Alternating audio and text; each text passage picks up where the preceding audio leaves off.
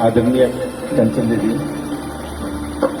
और मंच पर उपस्थित नलिन रंजन जी, कांति मोहन जी, आशा जी, सुनील जी, नवीन जी, राम कल्याण जी, रंजीत जी, राजू जी और इस योगाभ्यास में आए बहनों और भाइयों, यद्यपि आज दिन किसी भाषण का नहीं है, हम इससे बचने के लिए योगाभ्यास करने आते हैं,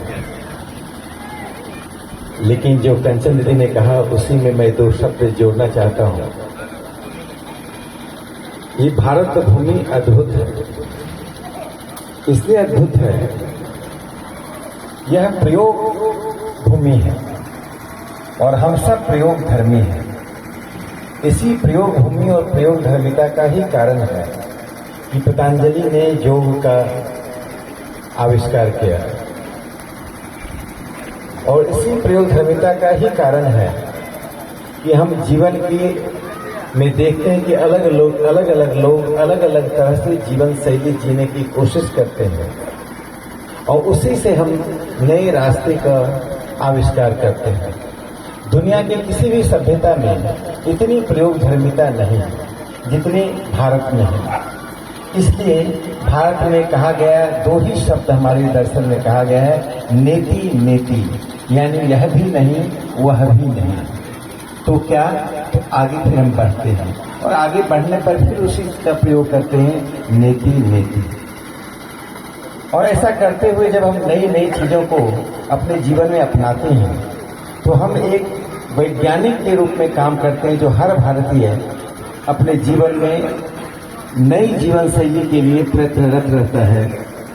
और उसी में योग जब हम करते हैं तो उसमें हमें साथ साथ करने की एक प्रवृत्ति आती है। इसीलिए संगचत्वम संबद्धम कहा गया, साथ चलें और साथ बोलें।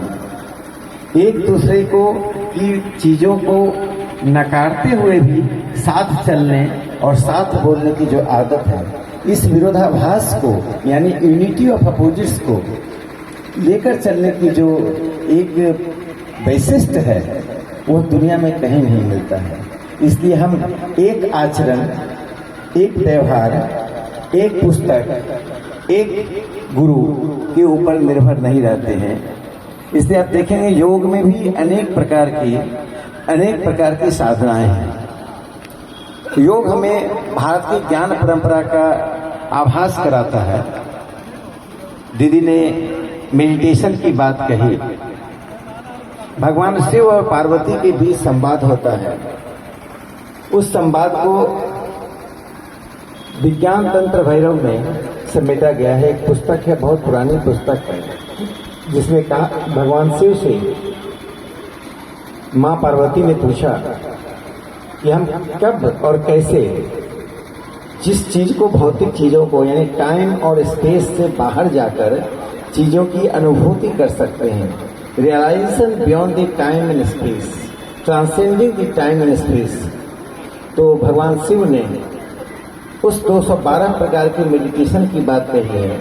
उन 212 प्रकार के मेडिटेशन साधना करने के बाद हम टाइम और स्पेस से आगे जाकर इस ब्रह्मांड की अनुभूति करते हैं।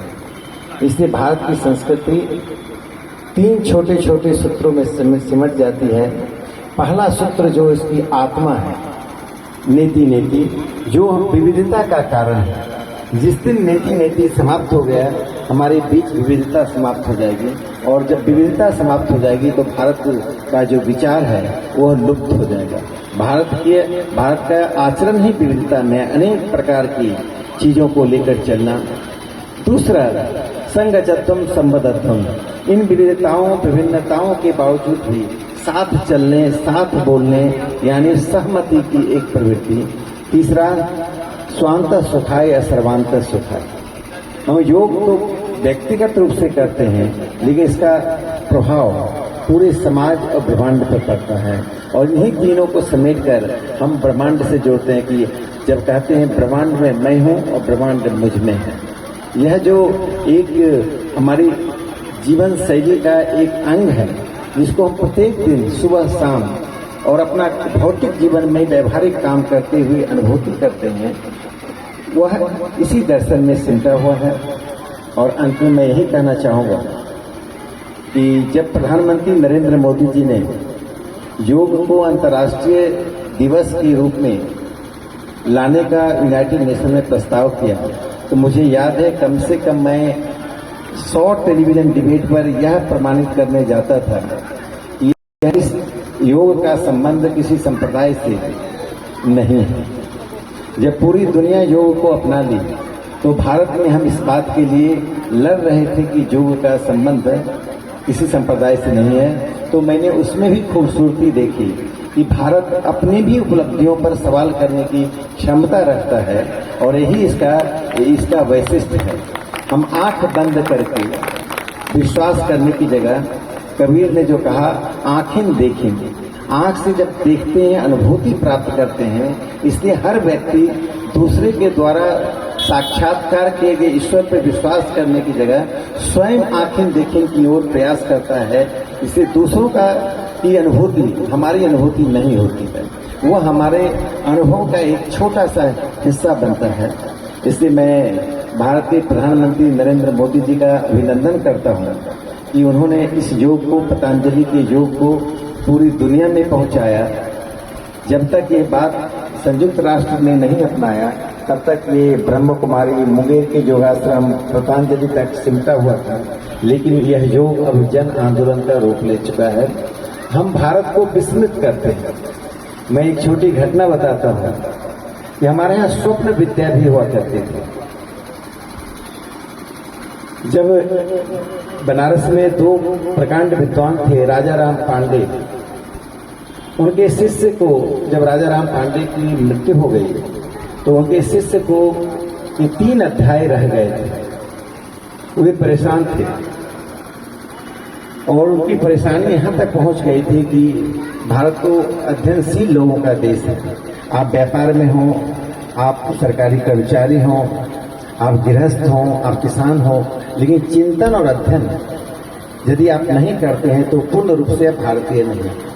तो वो अपने अस्तित्व पर सवाल करने लगे। तो रात्रि में स्वयं राजा राम पांडे आते हैं और स्वप्न में उनको 3 अध्याय का पाठ पढ़ाते हैं। यही काशी में राम किंकर जी थे, वो बंगाल से थे, काशी में रहते थे। पतंजलि के योग का अभ्यास करना चाहते थे, लेकिन वो स्वयं राजा राम पांडे के पास गए थे और राजा राम पांडे जी ने कहा मेरे पास वक्त नहीं है, और धक्के मारकर उनको बाहर कर दिया। वे निराश हो गए और जीवन से निराशा हुई। तो जो व्यक्ति योग के शास्त्र को नहीं जानता था, स्वयं पतंजलि रात्रि में आकर स्वप्न में उन्हें अध्ययन कराते हैं। तो भारत अपने ज्ञान परंपरा में बहुत ही आगे रहा है। औपनिवेशिक काल में, मुगल काल में हमने अपराध बोध जनित मन से और यूरोप केंद्रित विचार से अपने को ढालना शुरू किया। इसलिए अपनी चीजें अच्छी नहीं लगने लगी, अपनी चीजों को याद करना हमें वो अनुचित लगने लगा, जिसके कारण हम पे कुछ विराम लगा। संभवतः वह युग समाप्त हो चुका है, विराम समाप्त हो गया है। भारत की धारा अविरल प्रवाह के साथ पुनः बहना शुरू हो गया है। मुझे लगता है यही प्रवाह भारत को उच्चतम श्रेणी पर ले जाएगा। जब हम चाहेंगे हम दुनिया पर राज नहीं करें, दुनिया को आगे बढ़ने का, सौहार्दपूर्ण रहने का रास्ता दिखाएं। राज करने के लिए हम नहीं आए हैं, हम रास्ता दिखाने के लिए आए हैं। और स्वयं को जब हम पवित्र करते हैं, जब स्वयं को अप्त दीपा भव के द्वारा जाते हैं, तो हम अपने आप से दूसरों को रास्ता दिखाते हैं। मैं ब्रह्म कुमारी को बहुत बहुत धन्यवाद देता हूं कि आज उन्होंने अवसर दिया। और रंजीत जी बहुत अच्छा योग कराते हैं। मुझे कमर दर्द थी, एक ही दिन की योग से आधी कमर दर्द गायब हो गई। अगर 2-4 दिन कर लूँ तो मेरा कमर दर्द गायब हो जाएगा। बहुत बहुत आप सबको धन्यवाद। आपका भी बहुत बहुत हम सभी धन्यवाद करते हैं कि आपने भारत की संस्कृति के ऊपर और योग के कई ऐसे बातों को आपने समक्ष रखा है। मैं आपका भी बहुत बहुत धन्यवाद करता हूँ। एक बार पुनः इनके लिए भी जोरदार तालियां। और मैं अनुरोध करता हूँ हमारे माननीय डॉक्टर नवीन निरंजन जी, आप भी यहाँ पधारे हैं तो आप भी सभा